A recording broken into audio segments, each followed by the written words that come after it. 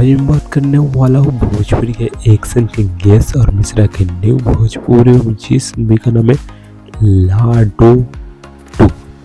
इस मूवी की जो है ट्रेलर हमें कब देखने को मिलेगा, यानी इस ट्रेलर कब रिलीज कीजिएगा, इसी के बारे में मैं आप लोग को इस वीडियो में बताऊंगा। तो वीडियो को जोर से लास्ट तक देखते रहेगा।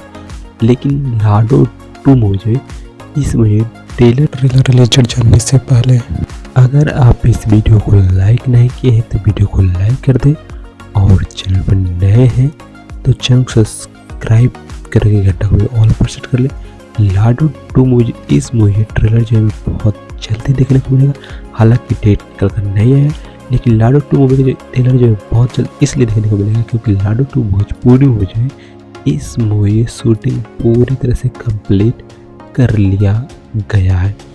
हालांकि अब इस मूवी ट्रेलर कब तक हमें देखने को मिलेगा, इससे रिलेटेड अभी तक कोई भी अपडेट निकल कर नहीं आया है कि ट्रेलर हमें कब तक देखने को मिलेगा।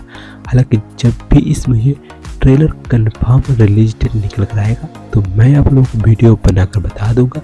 तो आप इस वीडियो को लाइक कर दें, और चैनल पर नए हैं तो चैनल को सब्सक्राइब करके घंटे को ऑल पर क्लिक इस अपडेट्स के लिए। बाकी भी मिलते हैं किसी और वीडियो में, तब तक के लिए बाय बाय।